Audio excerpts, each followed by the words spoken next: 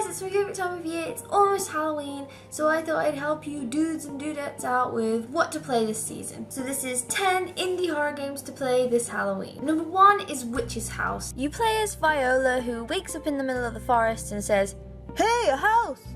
I'm gonna go in!" It's creepy, it makes you do some horrible things. There are jump scares, and at times I did poop my pants a little. The majority of the gameplay involves puzzles, and because of its multiple endings, it is fun to replay. I highly recommend this game, and best of all, it's free. Number 2 is Amnesia Dark Descent. This is one of the most famous indie games ever, but I think people forget just how genuinely great this game is. You play as someone who's just woken up in a castle with no memory of how they got there.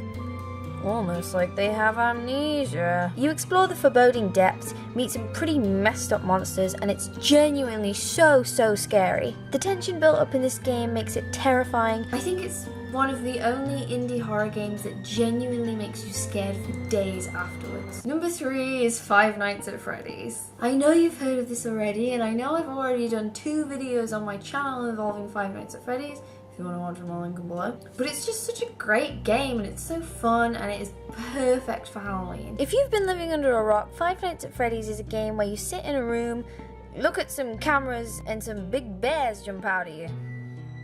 And some ducks and some buns. The lore in this game is so deep, and there's so many theories surrounding the series that when you play the original, you genuinely feel like some sort of detective trying to figure out who did the murders, which is just perfect for Halloween. Number 4 is LSD Dream Emulator. Although technically not a horror game, this messed up free roam nightmare will have you terrified to turn the next corner. You walk through a world inspired by the effects of LSD, hence the name, becoming lost in the warped and creepy wasteland, but I'll let the footage do the talking.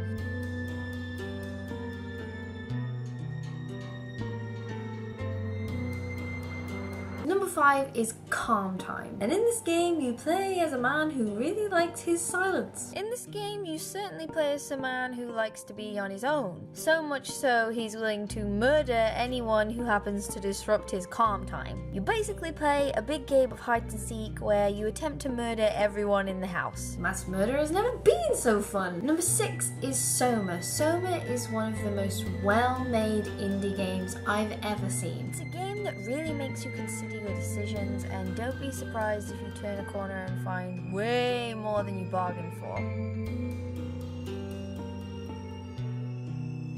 You can genuinely get lost spending hours in this game and have no idea where the time went. Number 7 is Pony Island. I won't talk too much about this game because I want you to play it for yourself and figure everything out on your own. I don't want to ruin the fun surprises.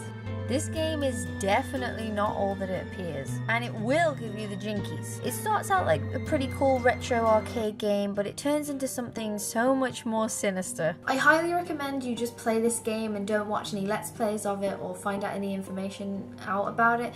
I genuinely suggest you go in blind and just see everything for yourself. Number 8 is Emily Wants to Play. Now, Emily Wants to Play is not the best made indie game in the world, and the voice acting is awful. But once you get into the gameplay, it actually becomes so addictive.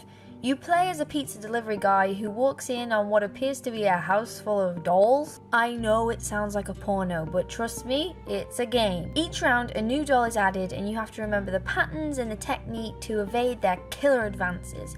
It's addictive, scary, and definitely a great game to play on All Hallows Eve. Number 9 is The Joy of Creation Reborn. Yes, it's another Five Nights at Freddy's game. This is a fan game. I know, I'm obsessed. Although you might have heard that this game started out pretty terrible with no objective or core goal, the game has since been revised and improved, and the new game, Reborn, has become a staple for fans of the franchise. You play as Scott Cawthon, which, if you don't know, is the creator of Five Nights at Freddy's, and your main objective is to survive and evade your own creation, hence the ironic name, The Joy of Creation. This fan game is incredibly well made, incredibly scary, and perfect for a creepy Halloween night.